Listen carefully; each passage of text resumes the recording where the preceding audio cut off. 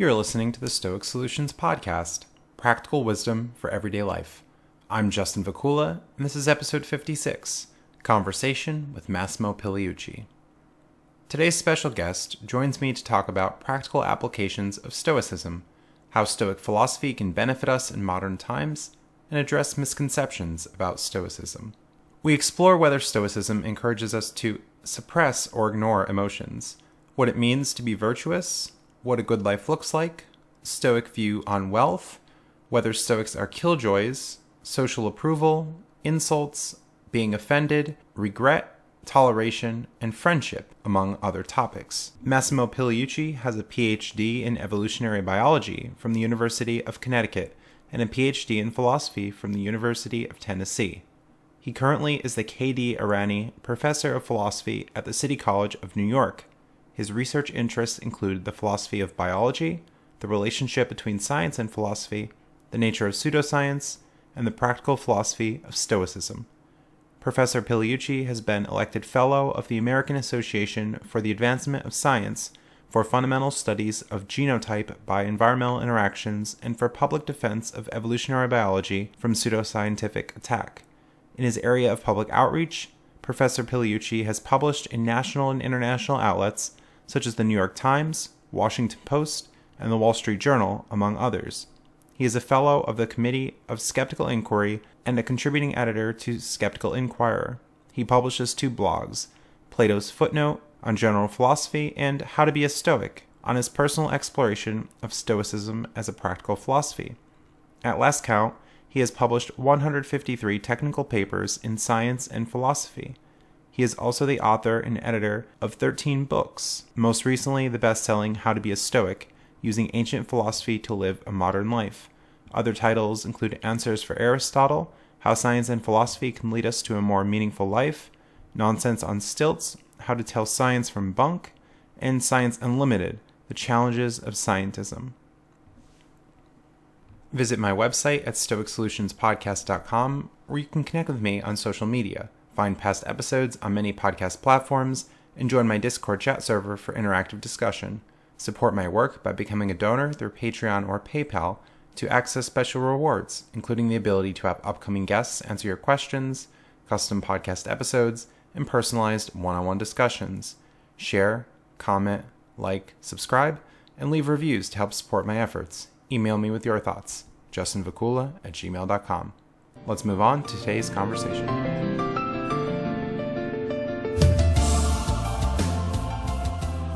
Thank you for joining me today, Massimo. Hi, it's a pleasure to be here. Good, and many listeners are probably familiar with you through a lot of your content that you've been producing over the years, and more specifically, you've been focusing on your blog, amongst others, How to be a Stoic. As it turns out, I did some calculation the other day, and you're right. I do put a lot of material out in the course of a year. Yeah, on the weekends, I see, here are these 245 pieces on this topic. Just go look at that, right? That's good. That's right. Yeah, I first heard about your mention of Stoicism on a Rationally Speaking episode. You had an episode dedicated to that, and now you're more focused on the topic, right? Yeah, that's right. The Rationally Speaking podcast was a lot of fun. I did that for 5 years with my co-host Julia Galef. Now she actually still does it on her own. But in the last few years, I focused on different things, sort of more in philosophy of science, which is my other blog, Footnotes to Plato, is focused on that topic. And then Stoicism, yes. Mm-hmm. So the question many probably ask is, why Stoicism? Why the focus on that? The result of a midlife crisis, to some extent, that took place a few years ago. And during that period, I was looking for something different to do, actually, in terms of my career. My first career was in biology as an evolutionary biologist. And then I decided actually to go back to school and study philosophy, since I had an interest in philosophy going all the way back to high school in Italy. So I went back and got my PhD in philosophy. But, even if you want to do philosophy professionally, you just cannot escape, thinking about the big questions. The very first course that I took was on ethics. The second was on Plato. And so that got me to think about stuff in a different way. One of the things that I did, I immediately gravitated around the idea of virtue ethics. And the first stop there usually is Aristotle, which was fine. I enjoyed reading Aristotle, but I really didn't see him as a way to sort of practically apply things to my life. Aristotle just came across to me as a little bit of a elitist in a sense, because thought that, yes, sure, virtue is important in life, but you also have to have a number of other things. You have to be a little bit wealthy, a little bit educated, even have some good looks, otherwise your life is going to suck. So that rubbed me the wrong way. The next up, Epicurus. And Epicurus has a lot of good things to say. I like a lot of his emphasis on sort of minimalism and a simple life and friendship. But at the same time, he also, because the main goal for the Epicureans was to reduce pain, physical and especially emotional, then he actually advised people to withdraw from social and political involvement. And that definitely doesn't sound like a good idea to me. So the third stop happened to be the Stoics, and they immediately clicked. It was obvious since I started rereading Seneca and Marcus Aurelius, which I've read when I was younger, and then also especially Epictetus, that really immediately, it felt very, very differently. When I was reading Aristotle or Epicurus, I was thinking, yeah, okay, this is interesting, that's a good point, but as soon as I started reading Epictetus, like, oh my gosh, where has this guy been before? Why did I not know about them? Right. Yeah, that's interesting. You mentioned a midlife crisis, and here you found a practical application for philosophy, something I focus on this podcast, and how can we use philosophy to better our lives. You mentioned in your book that, well, the ancients thought of philosophy as being a guide to life, a framework from which to build on, something that you can look for rather than this more isolated thought problems in the ivory tower or something, the bad reputation that philosophy sometimes gets today. Yeah, but to be fair, that's not true just for philosophy. It's true for pretty much any academic discipline. Modern academy, especially after World War II, has gotten very, very sophisticated and specialized. And if you want to be a successful academic, you have to focus on very tiny, narrow areas of expertise where you're more likely to make an original contribution. Like science itself, for instance, started out as wonder in nature, or for a long time it was actually a way to prove the creation of the universe by God, because it's like you're doing science, you're understanding the book of nature, that sort of stuff. Modern scientists, as I said in my first career was as a scientist, are very much narrowly focused on tiny slivers. That's just the way it works these days. But I do think that philosophers in particular have a duty, I think, to also speak to the general public and to go back to philosophy as a practice. Mm-hmm. Now, with Stoicism, I think there are a lot of misunderstandings surrounding this. They think of maybe Spock or this unemotional person, that they're repressing everything, right? They might not understand what Stoicism as a philosophy, stemming from popular thinkers like Marcus Aurelius, Epictetus, Zeno, one of the founders, right? Can you give a short definition or an explanation of Stoicism for people unfamiliar? Yeah, sure. The Spock problem is a very common one, and I say this with all due respect to Mr. Spock because he's one of my favorite, characters, fictional characters. But you're right. So Stoicism is a philosophy of life. Is one of a number of Hellenistic philosophies that took shape basically between the death of Alexander the Great and the beginning of the Roman Empire. It's no different, I think, in general outlook from a number of other world philosophies, such as Buddhism, for instance. And it basically is a way to reorient, it's a framework to reorient your priorities in life and to approach life from a different and more useful perspective. The goal of Stoicism is to live a life of virtue, that is to be good to other people, and particularly to practice four cardinal virtues, which are practical wisdom, courage, justice, and temperance. And it's also, to some extent, a secondary goal or a positive byproduct of the practice of Stoicism is achieving or approaching at least a state that the Greeks called ataraxia, which is a serenity or tranquility of mind. Mm. Good. So we see a lot of practical benefits with this, as we can use some of the passages, some of the inspiration to help us in day-to-day living, right? Yes, absolutely. In fact, one of the things that differentiates Stoicism from even from the other Hellenistic philosophies is that it really comes with a number of practical exercises which you can find scattered throughout the known extant Stoic sources. We have a friend of mine, Greg Lopez, who runs a Stoic meetup group here in town in New York, mm-hmm. and with whom I actually run every year the Stoic camp in the Hudson Valley. Greg and I just got a book contracts to write a book of Stoic exercises, and we collected 52 of them. Oh, great. We present them in great details, but they're all sourced. I mean, they're all actually derived from direct quotations from Marcus Aurelius, Seneca, or Epictetus. So yeah, it's very much practical. Good, good. I think it's leading us to really question the things that we value, as you mentioned, as people might just have these ideas that have popped in. Maybe it's been some societal influence or maybe some media they've consumed and thinking, oh, this is what the great life looks like. But Stoicism encourages us to really question everything and say, well, maybe that thing you consider valuable really isn't, such as what want of fame, attention, wealth for the purposes of wealth, right? These are some of the things that are leading us to question.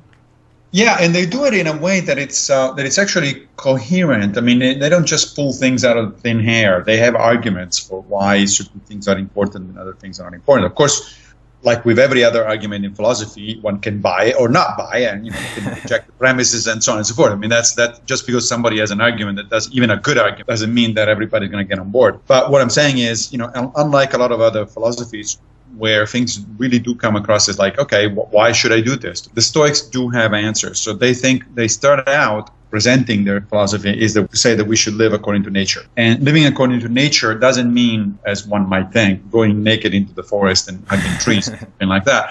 It means taking seriously human nature. The nature of the world in general and human nature in particular. And what they meant by this is that if you think about it, so what the two characteristics that are most fundamental that differentiate human beings from any other animal on the planet are the fact that we are highly social. We can survive on our own in isolation, but we only flourish in society, so we're highly interconnected. And that we're capable of reason, much more so to a much higher degree than any other species on Earth. Now, of course, the fact that we're capable of reason doesn't mean, as we all know, that we reason well all the time. In fact, on the contrary. But we're capable of doing that. And so for the Stoics, it followed, therefore, that if we want to be true to our nature, that's what they meant by living according to nature, then we should be social, using reason in order to improve social life. That's the fundamental idea. As far as the virtues are concerned, the other fundamental idea is that we should practice the virtues. And why the idea specifically is that the virtue is the highest good. Mm-hmm. And, I can easily see somebody say, what do you mean? Money is the highest good, or pleasure is the highest good, or whatever you want to, or fame, et cetera, et cetera. But again, they had an argument. That argument actually goes back to Socrates. The Stoics were directly influenced by Socrates, and in fact, they refer to their philosophy as a Socratic. And Socrates, in a Platonic dialogue called the Euthydemus, actually brings up this argument, and he basically says, look, the thing is, everything else that you can think of, including fame and in fact health or wealth, money, all of those things can be used for good and for evil. Mm-hmm. And what is it going to tell you how to use them? The only thing that's going to tell you how to use them well is with the general idea of virtue. Virtue is the only thing that is always good in and of itself by definition. You cannot practice evil virtue. And you find that in the writings of the Stoics. Epictetus says, there's right at the beginning of the Discourses, there is a bit where he says, you can have money, but how are you going to use that money? Well, the money's not going to tell you. You have to have some kind of guidance, and that guidance comes from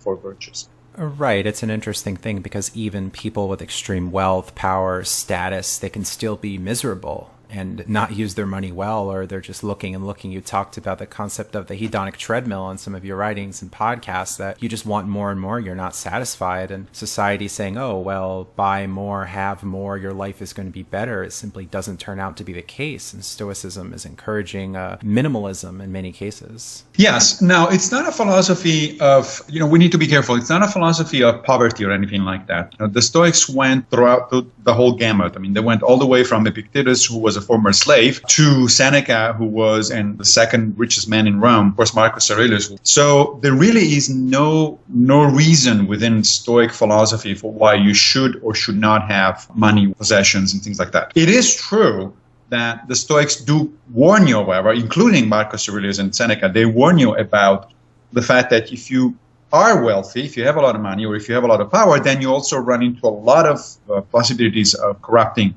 yourself. You're going to run into situations where it's going to be difficult to be virtuous precisely because it's easy to be corrupted by a lot of money and a lot of power. Those things by themselves are not incompatible with Stoicism. They are incompatible with other philosophies.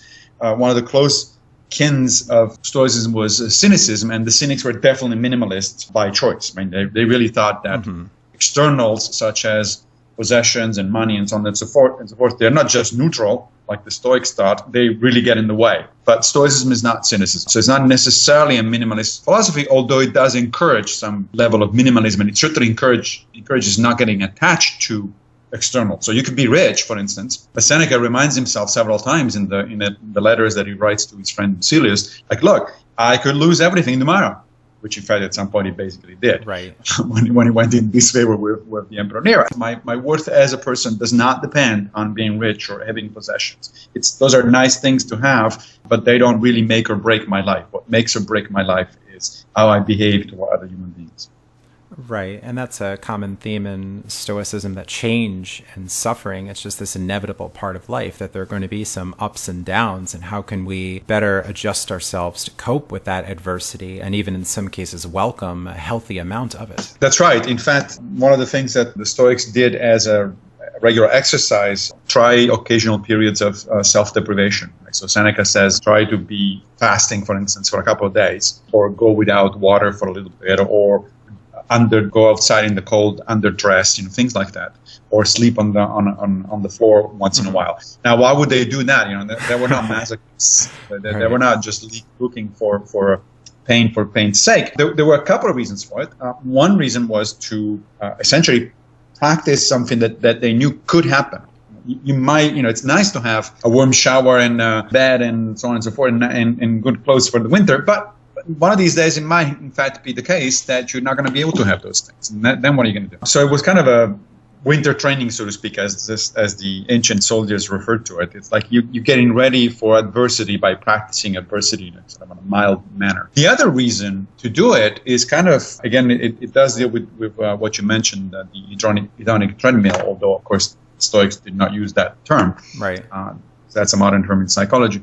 But so the idea is that Seneca says explicitly, after you've been fasting for a couple of days, you come back home and even a simple soup and a stale bread just tastes wonderful. You're very appreciative of what you have, which you begin to take for granted on the other hand if you don't pay attention. So, we all do this. We all get used to certain commodities and certain luxuries even, and we forget that those are not due to us. There's no right to having an iPhone or anything like that. Right. So sometimes doing without it for a little bit reminds you in a very sharp way that, those I should be grateful for. Right. And some of that joy we can experience is still within Stoicism, as some critics will say, oh, Stoics are encouraging people not to have fun, or they're killjoys, right? I don't think that's an accurate interpretation. No, not at all. In fact, one of the things I think that the Stoics were doing that is often misunderstood is, a lot of people think about Stoicism, as we were saying earlier, pressing emotion, going through life with a stiff up. That's not the case. What they were trying to do was to, in a sense, reorient our emotional spectrum. That is, moving away from unhealthy, destructive emotions such as anger, hatred, fear, things like that, but right. moving toward positive and healthy emotions such as joy, love, and a sense of doing the right thing, that sort of stuff. So no, this isn't a matter of suppressing emotion, and it's also not a matter of sort of killing the joy. I mean, you can see there's a wonderful passage in Seneca where he says, sometimes you just have to get a little bit drunk, and sometimes you have to just get outside and enjoy the fresh air and, dance the sound of music. So that doesn't sound to me like somebody who didn't enjoy life. But again, you don't want to think as those things as defining your life. Yes. Right? Those are nice things to have, and there's nothing wrong about enjoying them, but that's not what life is really about. What life is really about, according to the Stoics, is, again, being helpful to other people, being a good person. Then you can enjoy whatever you have. Right. And maybe it's a mistake that people think, oh, I need all this money to have this happiness in life. I need this new gadget. I need this brand new car. But much of the joy we could experience could just be in helping others. We can find meaning and fulfillment in life in different ways. Yeah, as we say sometimes today, the best things in life are free, and to some extent that is true. There's also pretty good empirical evidence that actually people tend to grossly overestimate how much money and possessions they need in order to be happy. There's quite a bit of evidence now, research from social psychology, that shows that the amount of income that people need in order to feel happy and satisfied is actually fairly low, much lower than one might think. So that and in fact, that adding more doesn't really add units of happiness. At that point, you start having actually worries about how to manage that money, how to manage your house, how to manage these things, and so now you kind of balance the thing that you feel better because you have more stuff. Now somebody can steal it, I can lose it, it can break, all sorts of other sources of anxiety. Right, and it has some diminishing utility as well. Once you have the basics met, you're pretty comfortable. What more is that, say, $50,000 going to do? If you can be content with that, like 75 a year, somewhere around there, right? Is it going to make that much of a difference? Yeah. That's right. Exactly. Again, you have to think in terms of, so if you have a second car, a third car, and fourth car, or a second house, a second what are you how many do you need? I mean, what are you going to do with there's at some point, and not only that, again, what is the trade-off? What are you giving up? You're spending less time with kids, or you're spending less time with your partner or with your friends or things like that, because now you're obsessed with making enough money to keep up with all this stuff. Right. Some people toiling so much at jobs they really don't like to purchase things that really aren't giving them more happiness. It seems like a miserable existence, and sadly one which many people might be living. Yes, that's right. I mean, and those are the lucky ones, of course, at least in American society. And then there's lots of people who have to do multiple jobs just because they actually don't have enough to get to the end of the month. And that's a different kind of category. But if we're talking about sort of middle class or upper middle class and above from there, yes, you have a lot of people, do jobs that they don't care about just because they think that they have to make a certain amount of money. In fact, they have to be better than their neighbors there. This one, too, has a lot of empirical backing from modern studies in social science, this idea that most people actually don't think that an absolute amount of money or possessions is important, and what's important is to do better than the people that's around you. So you have to have a higher salary than everybody you know, or better house than everybody you know. And so it depends. It's a relative measurement of things. But the obvious question is, well, why? What's wrong with having the average house in your neighborhood instead of the best? What exactly? What are you gaining by all that extra effort? The envy of people. So what? Who cares? Yeah, what's that really going to mean for you? Or Stoicism, I like this phrase from Seneca, be your own spectator, seek your own applause, right? And being less reliant on social validation or other people liking us, right? Just to be more content with our own lives. And in an age, too, where self-esteem, people say, oh, I need this certain clothing, I need this certain makeup. And it really seems to be a terrible game to be in, where everyone is trying to just put on this facade for everyone and focusing on seemingly the wrong things. Yeah, exactly. And Marcus Aurelius is even more blunt about this kind of stuff, right? He says, look, all of these people that you seem to be, you care about their opinions. Apparently, however, you also don't really care too much for them.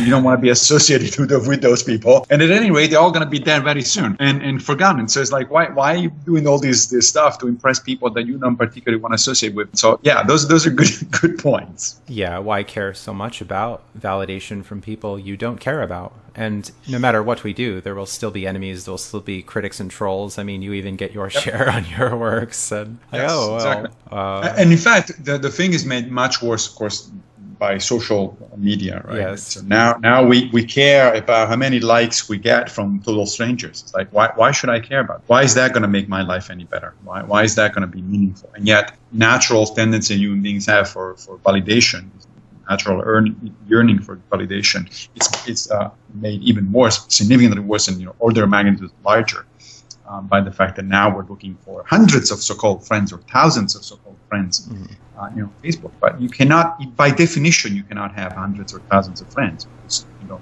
not going to be able to spend any time with any of them.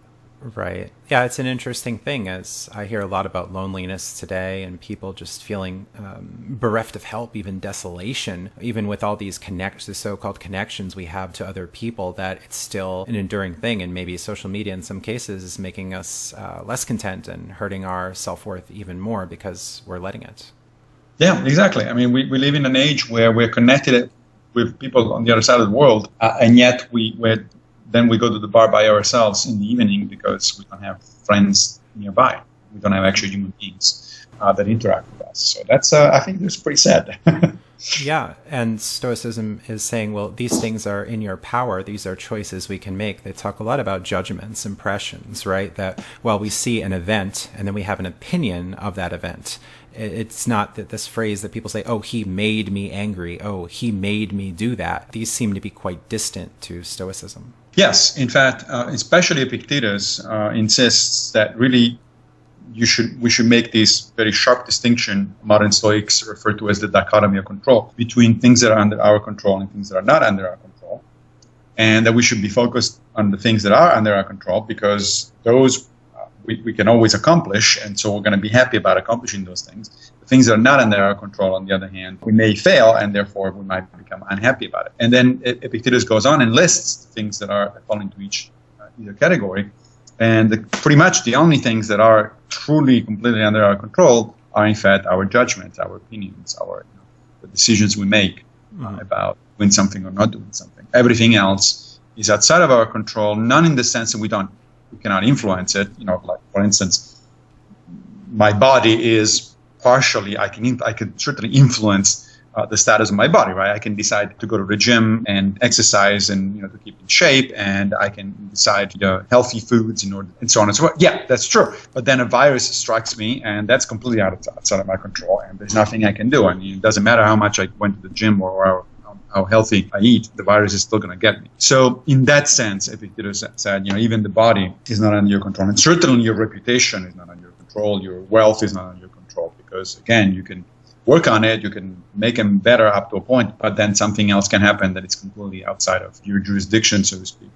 Right. And it can ruin everything. On the other hand, the thing that your judgments really are, you cannot be compelled to make judgments that you don't want to make. So you mentioned the case of insults. That's a classic example. In fact, just this morning I was podcasting. So I have a very short podcast every morning, like 2 or 3 minutes. Yeah, the Stoic meditations where I present. Basically, I started doing that because I do that as one of my own exercises. One of the first things I do in the morning, I open, Epictetus or Seneca or Marcus Aurelius, and I read passage and I sort of reflect for a minute about what that means and how it applies to my life. So I figure, that could be actually useful to other people. So now I turned it into a podcast. Just this morning, the one that came up was a bit in which Epictetus says, look, if somebody insults you, the onus is on you not to react. He says, what you should do is you try to react like a rock. He says, go outside, pick up a rock and try to insult it. How do you feel about that? Well, you feel like an idiot, right? The rock is not giving you the satisfaction. It's not responding. So the same goes with insults that are hurled at us. I mean, the person, first of all, a lot of the times we may be perceiving something as an insult which was not meant to be. Right. Mm-hmm. Intentions are important. Yeah, we get offended so easily and quickly. Yeah. We can get offended because we misinterpret what the other person was saying. Maybe the other person said something clumsy, and maybe it said something that it did not mean, or whatever it is. But the first line of analysis should be, look, did this person really mean it? Because it's possible that, in fact, even likely that he didn't. Right. But then, of course, there are cases where it's pretty obvious that people do want to insult you. And in those cases, the best answer really is the one that Epictetus provides. I mean, it really disarms people. If you just ignore them, you just walk away. It's like, what the hell? There's no satisfaction there, because what the person that wants to insult you wants from you is a reaction. Mm-hmm, you're giving it wants to it wants to cause anger in you. That's the whole point, right? Stoicism takes a radical approach of saying, well, does that even matter? What harm does that do to me? In some cases, you could even use it to our advantage, and they can suffer, and you could just not be a part of their drama and get involved and just say, okay, that, this person really doesn't matter to me. It doesn't matter. I'm just going to go about doing what I'm doing. So it's very difficult to get this concept across these days, because people say, well, it's an injustice that I received. It's like, this guy insulted me, and that's not just. Well, why do you care? Right. He made in a sense, from a Stoic perspective, the person who is insulting him is just made a mistake, a judgment mistake, right? So if somebody tells me something that I may find insulting, let's say a derogatory comment about my work, right? Okay, there's only two possibilities. Either the person is actually, in fact, right. I did a bad job, a crap of a job on that particular thing. So he's right at criticizing me. Or he's wrong, and he's just trying to get a reaction out of me. Right? Okay. Mm-hmm. Now, in the first case, if he's right, then I shouldn't get upset or angry. I should actually thank him. Right? The rational thing to do, the reasonable thing to do is to say, oh, thank you. I didn't want to make a mistake. I don't want to make a fool of myself. I don't want to produce crappy work. So, great. Thank you. I'll make a note of it and I'll do it better the next time. That's the first possibility. The second possibility, if in fact he's essentially making an error of judgment, if he thinks, he's telling you something, he's in fact not right, because you did not do a bad job, then he is the fool. Epictetus explains this by saying, look, If somebody did a piece of logical thinking, a deductive, syllogism, and he gets it wrong, who is it worse for? Is it the fault of the syllogism? No, the syllogism doesn't care. It's the guy that is making a fool out of himself, an ass out of himself, because he doesn't know how to do a syllogism. So either way you put it, it's a win-win situation. If you either accept the criticism, because then you're going to learn from the situation, or you're just going to ignore it because, in fact, it's not a criticism, it's just a mistake made by somebody else. Right, so to focus on the right things, to not be brought down by others, and to, as you said, be like that rock in a way. Marcus Aurelius even says, be like the boulder or the promontory upon which the waves crash upon, undaunted. And that's really going to help us on day to day, rather than just getting so upset about everything and just being able to coast through the day. So I get insulted all the time. Basically on a daily basis. It's not right. And that used to upset me. It's like, come on, my thinking often was like, wait a minute, I'm putting out a lot of effort into this thing. I'm writing to be helpful to people, and why do I get this crap? Now I just don't care. I've trained myself to just not giving a damn. It's like, oh, is that what you think? All right, fine, go ahead. Right. I don't care. It doesn't affect me anymore. And that only took really a few months of practice. Since I started doing Stoicism, is like almost magically just went away. You probably know Bill Irvine, who is also sort of a practicing Stoic. And, yes. A really nice book on Stoicism. Guide to the Good Life, right? Exactly. Bill actually says that he's now become sort of a connoisseur of insults. He actually looks forward to be insulted because every time that's it's an exercise for him. Like it's like being in the boxing arena and now you have here we go. Another punch comes. Let's see how I can take it. It becomes a game. Good. You're listening to the Stoic Solutions Podcast. I'm here with guest Massimo Pigliucci joining me for a conversation today. We have some questions from Patreon supporters. One supporter asks, how, within the Stoic practices, can people accept things that happen in life while protecting themselves from being taken advantage of? This would include things such as verbal abuse. So there is a common misconception that Stoicism is a quietist philosophy. That is, because a lot of it is about acceptance. It's like, oh, you mean I have to take all this crap and I can't do anything? I cannot actually engage and try to change things. And no, there's nothing in Stoicism that says you shouldn't engage and try to improve the situation. We have plenty of examples from Stoic history of people engaging, right? So one of the Stoic role models was Cato the Younger, who literally started a revolution against Julius Caesar because he thought that things were not going right. We have Marcus Aurelius, who fought 2 wars and a plague and a revolt. And so he didn't just sit there and say, well, things happen, I have to take it. So it's really a misconception to think that Stoicism is a quietist philosophy. The idea is not that you should just take it and not try to change things. The idea is, however, that you should be very discerning about what kinds of things you're going to put your effort. Again, being insulted, redressing an insult, that's just not worth your time. That's just, as we just discussed, is that's simply somebody else's mistake, and what do you care? That's not going to make any difference. Now, if we're talking about an actual injustice, a crime, or a financial injustice, or a political injustice, or something like that, yeah, you should definitely do something about it, whatever it is possible. Stoicism has an embedded impetus to do this something good, to try to change things, because one of the 4 cardinal virtues is the virtue of justice. You should always try to improve things for yourself and for the rest of the world. So it's simply not the case that you should just sit down and take it. However, Stoicism always reminds you that whatever you do, it's always possible that you're not going to succeed, right? Mm-hmm. Because sometimes you win, sometimes you lose. And the idea is that if you lose, then you accept that with equanimity. So the acceptance there is not a passive acceptance. It's just the acceptance of the idea that, sometimes things just are not going to go your way. The beautiful metaphor there, I think, is presented by Cicero in Book 3 of the Finibus Malorum and Bonorum and Bonorum, which means the ends of good and evil, and which is a wonderful title, I think.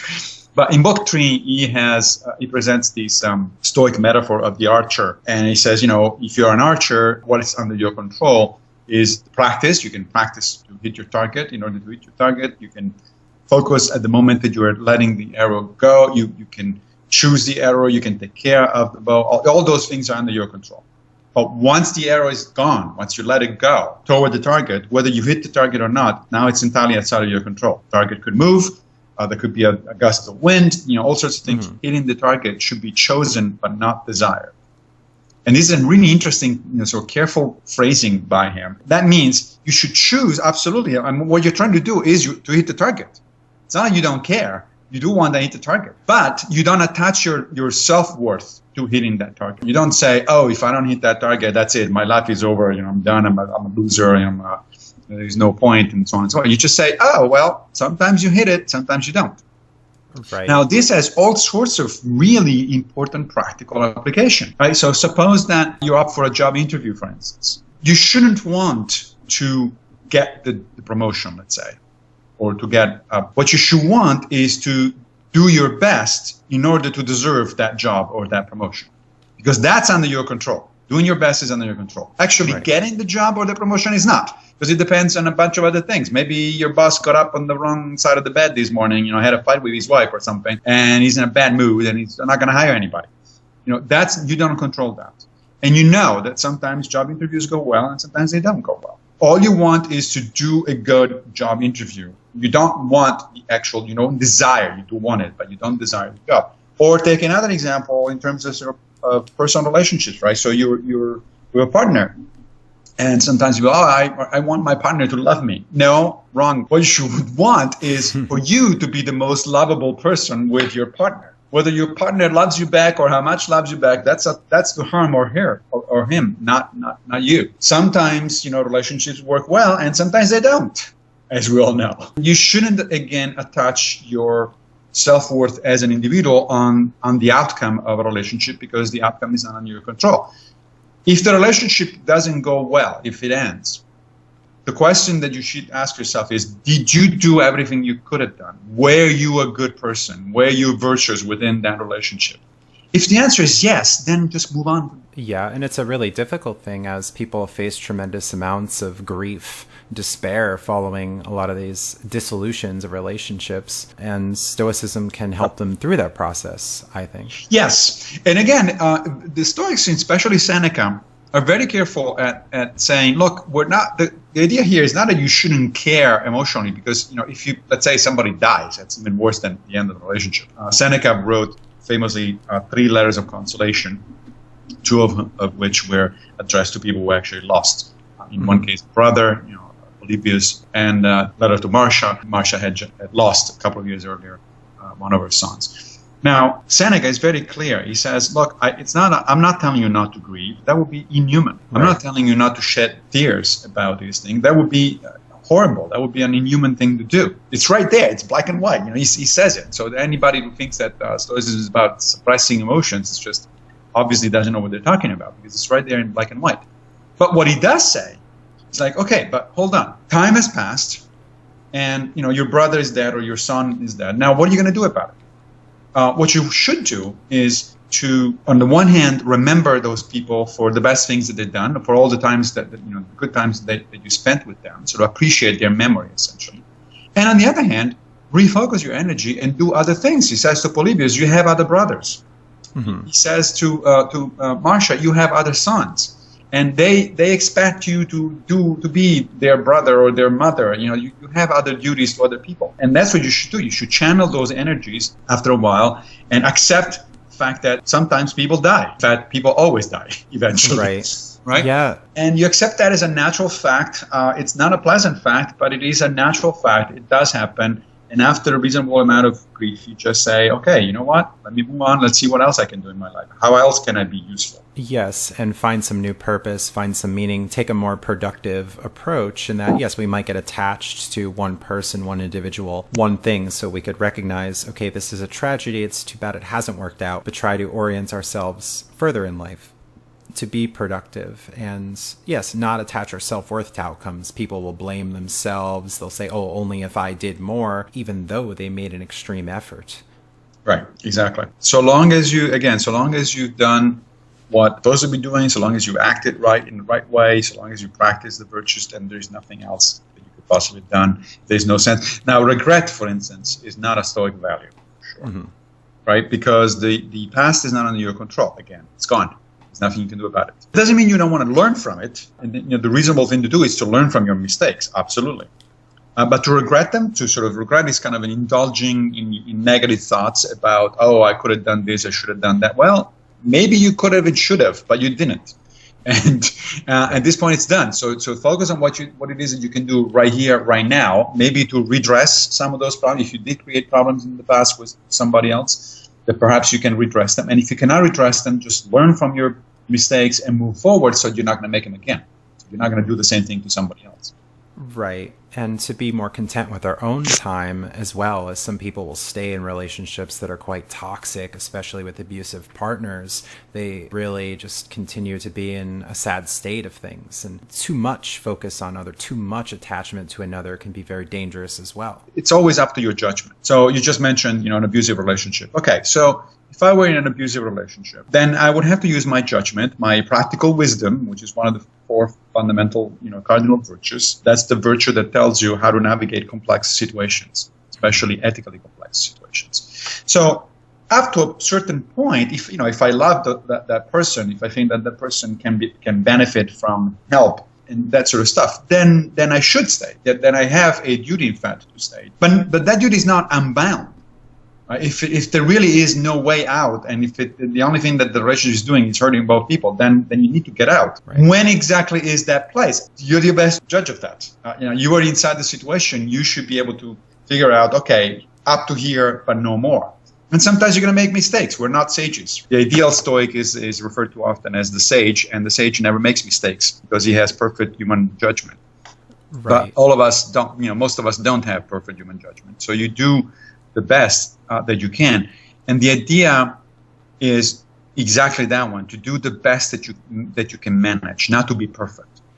Seneca, in one place or another, says things like, I'm far from perfect. I'm just trying to be better than yesterday. There's that thought in Marcus Aurelius about encountering a man in the gymnasium. Marcus Aurelius, maybe Epictetus, about, you might run across someone who bumps into you on accident and don't harbor ill will against them. But if you find someone who continues to be malicious, then maybe it's best to keep your distance and to not continue to engage with that.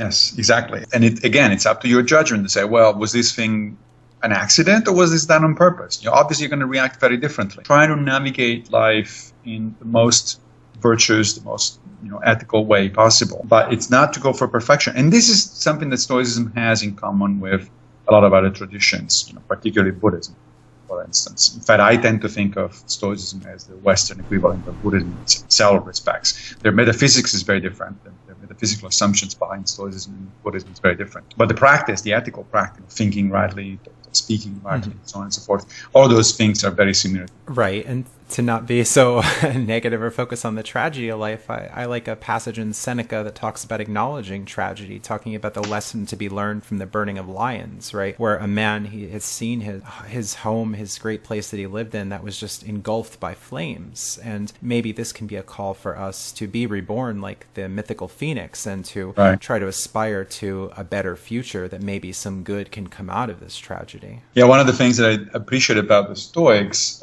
is, in fact, their poetry.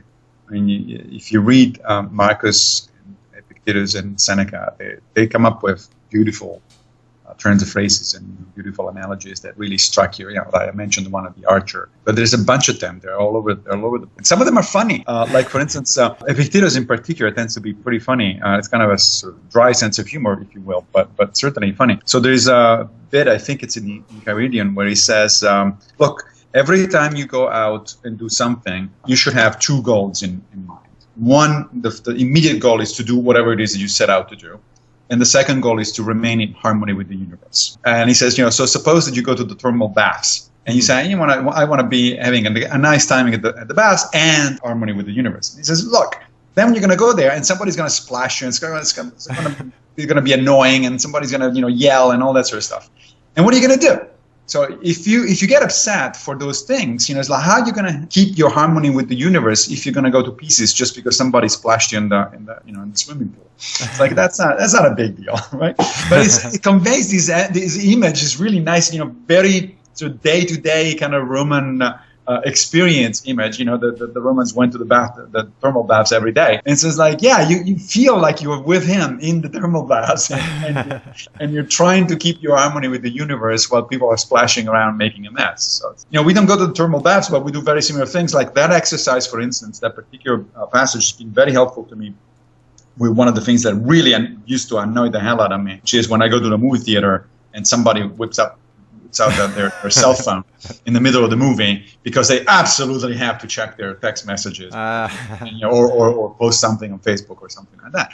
And it's inconsiderate. It's annoying. It does interfere with your enjoyment. And of course, if the person is next to you, you could politely try to say something to him. Again, the idea is not to just stand back and take it. The person is near me, I will politely ask. But at some point, you can't just go around in the entire movie theater and everybody says, shut up. It's just that you have to make two choices. Either if that annoys you enough, then just don't go to the movie theaters. Get a really nice, large television at home and watch the movie at home. Right. Just don't expose yourself to it. If it's exactly. You don't expose it. Or if you say, look, I still want to go to the movies, then that's going to happen.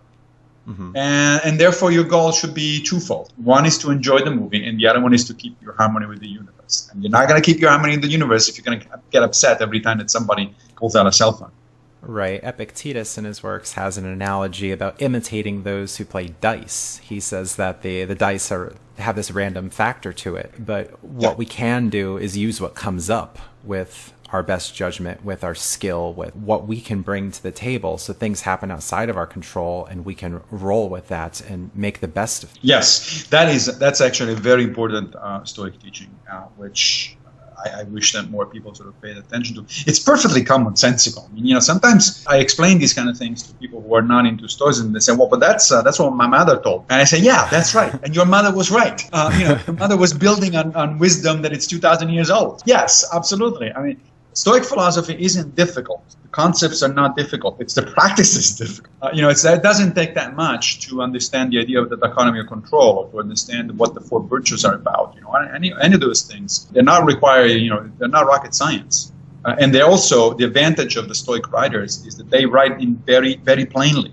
I was about to say very plain English, but no, that's very plain Latin or Greek. It's pretty clear. I mean, if you pick up certain books from other traditions, you may have trouble actually understanding what they're saying unless you're actually pretty steeped in that tradition already. Sometimes even, I was thinking of Buddhism, but in fact, even our own Western traditions, like I grew up Catholic. Sometimes I would open the Gospels when I was little and I said, what the hell is he talking? And, if you don't know the references, if you don't know the analogies and familiar with the language, you're not necessarily going to get the point. But if you read Epictetus, it's pretty damn clear.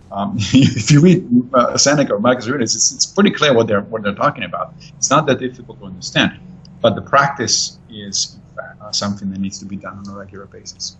Right, and Stoicism isn't only the reaction to events. We can be proactive, especially as you mentioned, dealing with others. So we can be very careful about the friends that we select, have a good foundation with our friends. And there's lots of talk of this, especially in Seneca. It's really interesting that I had given several presentations about Stoicism, hosted discussion groups, and of all the presentations, the one about friendship, I got the most backlash from. Really? Oh, well, are you too elitist? You're saying that, yes. You have too high standards for people, as there's the talk of the Stoics surrounding themselves only with the best. And someone took great offense to that, it seemed. And actually later he apologized and said, I actually haven't actually really considered the quality of the friends around me. And maybe that's something I should really do, that maybe I've made some bad choices. Yes, exactly. And that, by the way, is another thing that your mother probably did tell you when you were a kid. Be careful who you associate with. Mm-hmm.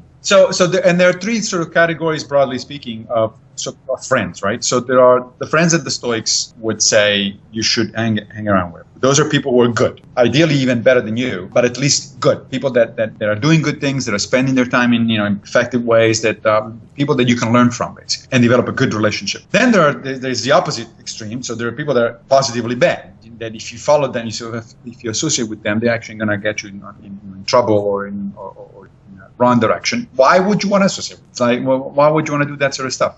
And then there is the situation that is more common, which is probably what that person that talked to you was referring to, which is, a lot of our friends or acquaintances are, neither one nor the other. They're not particularly good, they're not particularly bad, they're just people. Now, there's nothing wrong with hanging around with people, obviously. But if we're talking about friends as opposed to acquaintances, I think that's that most people use the word friends, especially in the English world, a little too casually.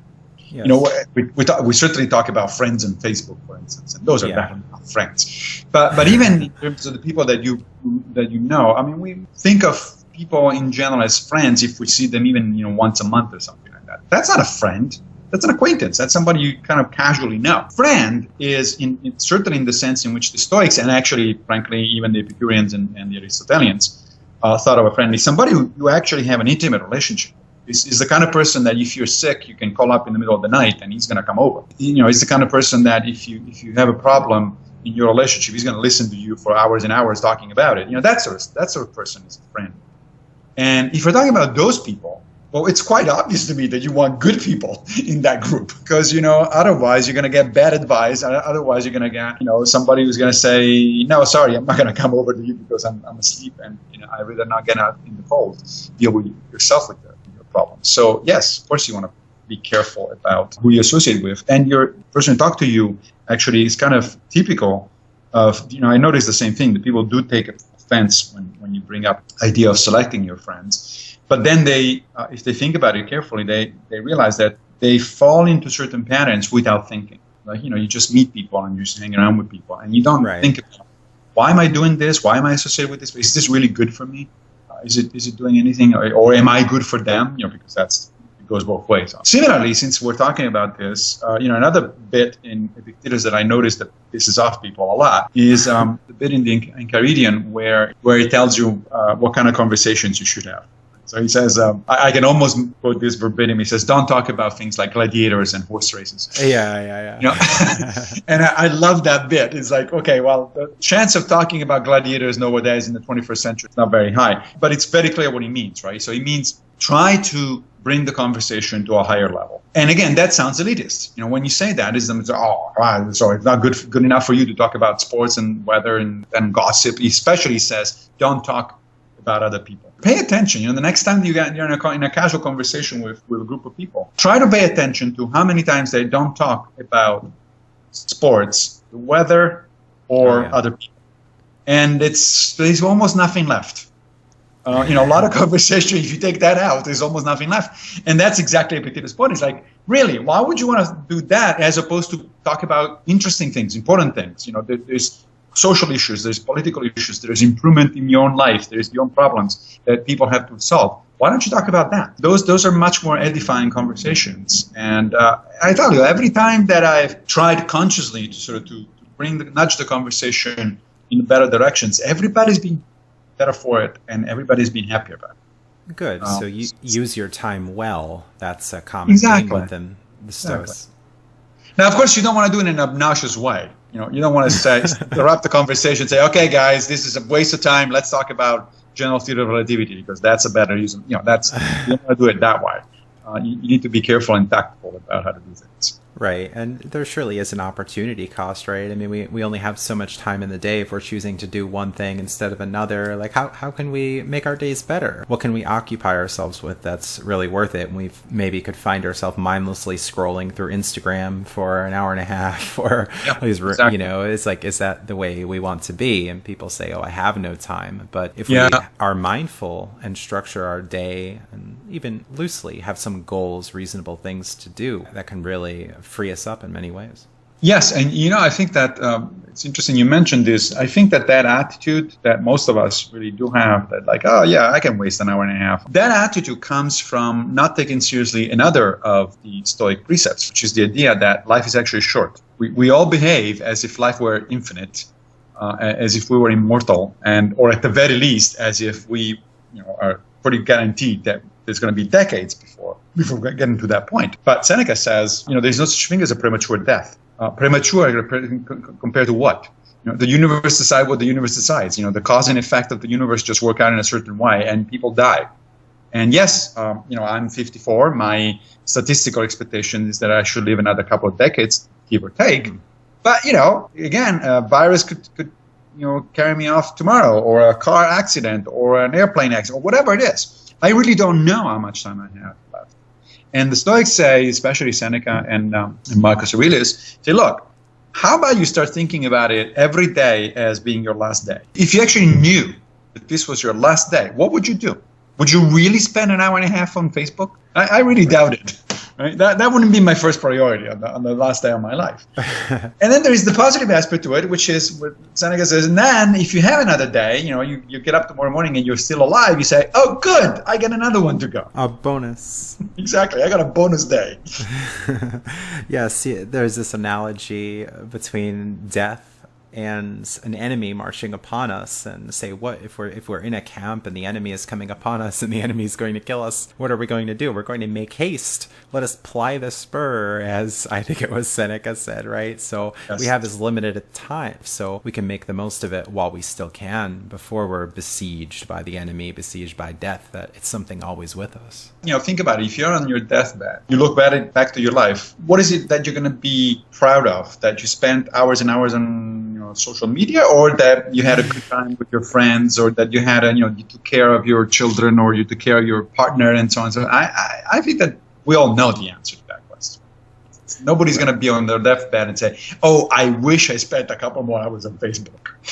Right. And then there's missed opportunities as well, or things that people will say, oh, I wish I hadn't done this. I put so much time into this one effort, and well, it didn't seem to have that return that I thought would come with it. Yes, that's right. That's one of the reasons why Seneca says not only that you should be paying attention to what can and cannot do, but also to the likelihood that you have of succeeding. That's right. He says, you should put effort into things that you want to do, that they're important to you, but also that you're actually likely to accomplish. And that's another thing that is often misunderstood. I mean, some people say, oh, so if people didn't try to do the impossible, then where would the human race be? But that's not what the Stoics are talking about. First of all, nobody has ever done the impossible, by definition. Because if they did it, then it was not impossible, right, number one. But the other thing is, we're talking about a very commonsensical thing. It's like, look, I have a certain amount of energy, time, and resources during a day, and during a week, and during a year. And I have to decide. We all have to rationally, reasonably decide. It's like, what am I going to do? So one of my priorities, of course, as you know, is writing books. Well, yeah, but I cannot take on like 10 book contracts at the same time. I'm just not going to be able to do it. So I have to be careful and make my choices. Now, if I make my choices, let's say that I have 2 possible book projects for this year, and I can only do one. Well, then I have to decide which one is more important. I have to decide which one is going to be more useful, or whatever it is. We all make these kind of decisions all the time. So there's nothing really particularly surprising about the Stoics telling you, hey, you have a limited amount of time, so use it well. Right. Very good. All right, we're coming up on the end of the conversation here, and I'll link it in the show notes. Can you tell some listeners how to reach you to find out more about your content? Sure. I'm on Twitter, Pigliucci, Mpigliucci. And then I have my 2 blogs. One is Plato footnote.org, and the other one is howtobeastoic.org. Those are the major outlets, yeah. And How to Be a Stoic, that's also the title of your book, which now has a paperback version. That's right. The paperback just came out a couple of days ago. So yeah, I'm very, very happy about it. And people find it useful. And frankly, that's the main reason I wrote it. And it's nice to be able to put out something that is useful. Right. And we're recording this on May 9th. You have the book also in several languages, right? Yes. To my surprise, the book has been doing well. So there is an American and an English edition, but there's also a Spanish, Italian, Dutch, German, Russian, Japanese, and Chinese. several languages. That's good. That's amazing. Reaching more people. And people really have a hunger for this kind of content, which is great. Yes, indeed. And you mentioned earlier in the podcast about a Stoic meetup in New York. Can you tell us more about that? Yeah, there's actually 2 of them. One is called New York City Stoics, and it's run by my friend Greg Lopez. I actually go there on a regular basis, but he runs the meetup. The other one is called the Stoic School of Life, and I run that one at the Society for Ethical Culture, which is near Lincoln Center if you're in New York.